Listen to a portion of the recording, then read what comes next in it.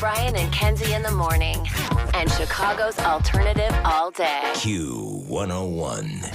Kenzie's Crimes. Milwaukee police found body parts in a North Side apartment. Not because I was angry with them, not because I hated them, but because I wanted to keep them with me. Believe me, if I started murdering people, there'd be none of you left. This is evil, what those people have done to me. C says Heaven's Gate awaiting. I'm not guilty. Q101. Brian and Kenzie on Q101 with another edition of Kenzie's Crimes, a deep dive into a local murder mystery drama. And myself and Case, just like you, don't know what Kenzie's bringing to the table today. So here we go. Kenzie, tell us a story around the campfire. All right, so Timothy James Pitzen was born on October 18th, 2004.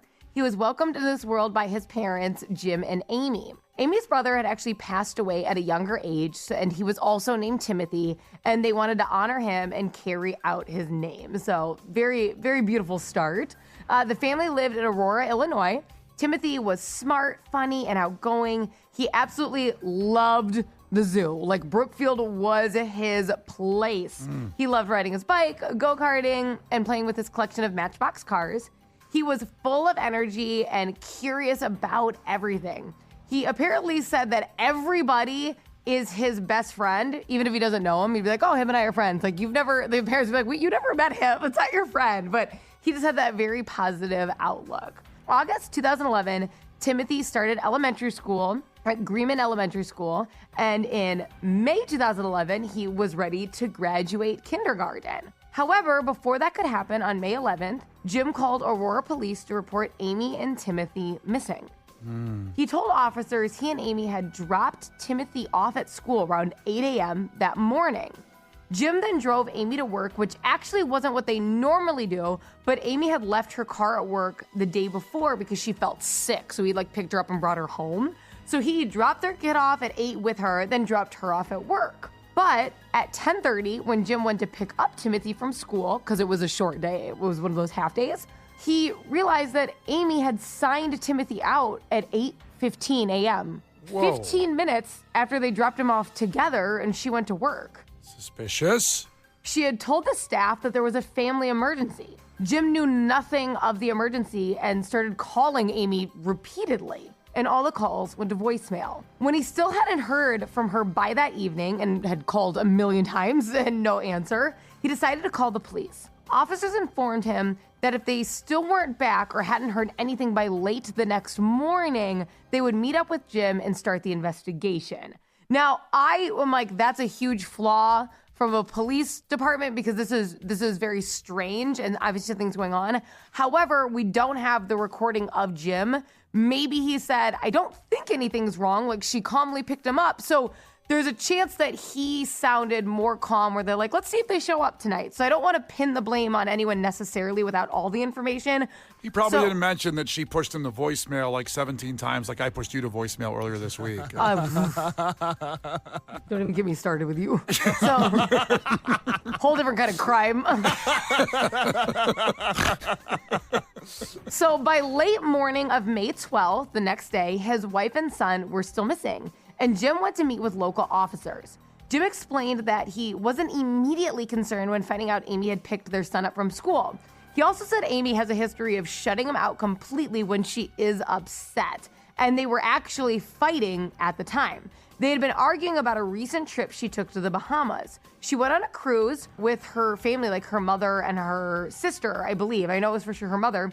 And she didn't allow Jim or her son Timothy to join, and it caused fights in their marriage. Jim said Amy had left previously when she'd been upset, but she's never taken Timothy with her. Jim reached out to Amy's sister after not hearing from her for a few hours the day before, and she hadn't heard from her either. And that's when Jim decided to call the authorities and really started to worry. No one heard from Amy for several days until May 13th, between noon and 1. Amy picked up a call from her mother and said everything was fine, but she was upset because of her fight with Jim and just needed some time alone. Not long after that, Amy called Jim's brother, Chuck. He could hear Timothy in the background, and he was even able to speak with him briefly, and he was in a great mood. Chuck heavily urged Amy to call Jim, saying that he has a right to know where they are and where his own son is, And Amy responded by saying, Tim is my son and I can do what I want before hanging up. Whoa. Chuck called Jim as soon as the conversation ended. Jim called Amy nonstop. She didn't answer, and no one ever spoke to her again. Whoa. I'm going to pause right here. I have to tell you, this story left me like so in shock that I had to call my mom, who then also had like 50 opinions about it because I had to tell her everything.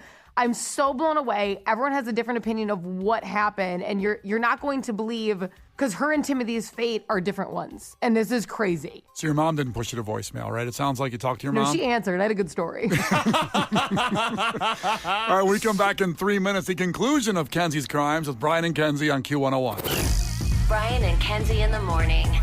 And Chicago's alternative all day. Q101. Brian and Kenzie on Q101 with the conclusion of Kenzie's Crimes. And I don't know, Kenzie did the best he can to set us up where you left off, and then we'll take it from there. So Jim and Amy were together as a couple, and they had a son who was just about to graduate kindergarten. One morning, Jim and Amy dropped their son off together at 8, and when Jim went to pick him up after school, he realized that he had been signed out at 8:15 by his mother. They left and they disappeared for several days. Finally, she answered the phone for her mother as well as talking to her husband's brother, but it was the last time anyone ever spoke to her. Wild. That following morning, officers came to Jim's door with devastating news. Amy had been found dead in a Rockford motel, but Timothy was not with her.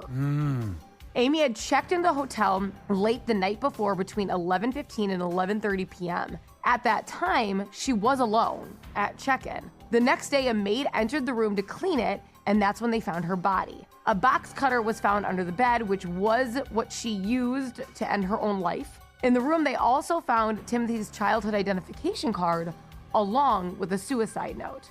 In the note, she apologized to the staff for what they had to find in the room and what they had to clean up. She also wrote, after stating that she always felt out of place and didn't belong in this world, I felt for a long time that I belonged with Timothy, but in the end, that wasn't even enough and I need to go. She emphasized that Timothy was okay, but they would never find him. What? She wrote this message to her mother. I've taken him somewhere safe. He will be well cared for and he says that he loves you. Please note that there is nothing you could have said or done that would have changed my mind. As devastating as it was to find out the news Amy was gone, unfortunately, it wasn't shocking. Amy had battled depression her whole life and attempted to end her own life twice. After the second attempt, she found out she was pregnant and thought it was her sign she was supposed to live. Timothy changed her life. They were inseparable. However, as Timothy got into school and became more independent, remember this was his first year of kindergarten, right? So he wasn't home all the time with her. Amy's depression returned. A few weeks leading up to her death, Amy had also gone off of her medication, and Jim said her moods were very up and down. Jim said he had also found out she was talking with her ex-husband. Oh, boy. Investigators continued searching for Timothy. They wanted to look through Amy's phone, but it wasn't in the motel room either. The phone was found several years later after it had been discarded off of a highway. Timothy's Spider-Man backpack, as well as his toys and clothes, were also not in the room, and they were never found.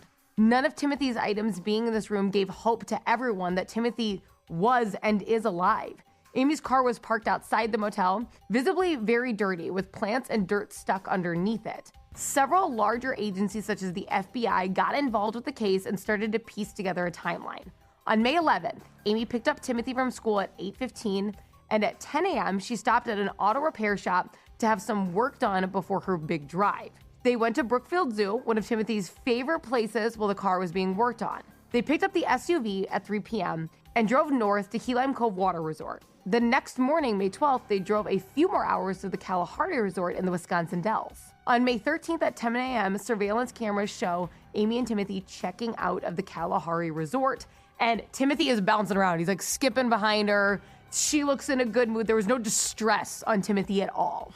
They headed on another long drive, and she called her mom and Jim's brother around noon. Remember I had previously mentioned that? Yeah. The call happened near Sterling, Illinois, a small rural city surrounded by farmland.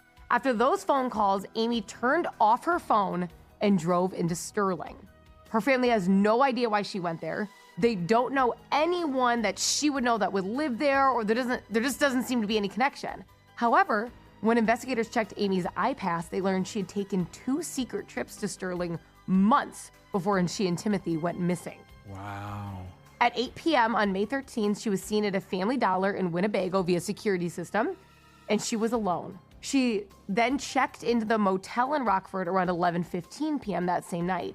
The clothes Amy was wearing when she checked out of the Kalahari Resort that day and her iPass have never been found. Investigators did not know where to pinpoint their search since Amy had covered so much ground in such a short time.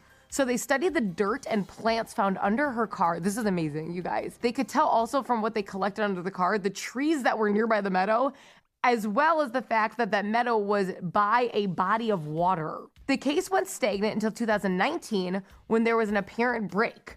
There was a 14-year-old boy from Kentucky claiming he was Timothy Pitzen, saying he escaped kidnappers that had held him for 7 years. DNA quickly revealed he was actually a 23-year-old and was a man from Ohio with several mental health issues. In January 2020, he received a 2-year prison sentence for aggravated identity theft, amongst other things. So 2021, it had been 10 years, and there had been no confirmed sightings of Timothy. However, there was no evidence of his passing either. In May of 2024, 13 years after Timothy disappeared, the National Center of Missing and Exploited Children put out an image of what Timothy would most likely look like now at 19 years old. His father, Jim, also put out a statement. "Dear Tim, the years apart have been hard. I am so looking forward for us to be reunited. There is so much of your young life I have not been able to be a part of while you have been missing. The future is bright, and I look forward to spending time with you and getting to know my son again. Till I see you again, love, Dad." Timothy, to this day, remains missing.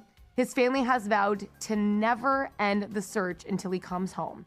If you have any information about Timothy or his disappearance, please call NCMEC at 1-800-843-5678 or the Aurora Police Department at 1-630-256-5516. Kenzie's Crimes. Milwaukee police found body parts in a North Side apartment. Not because I was angry with them, not because I hated them, but because I wanted to keep them with me. Believe me, if I started murdering people, there'd be none of you left. This is evil, what those people had done to me. See, says Heaven's Gate away team.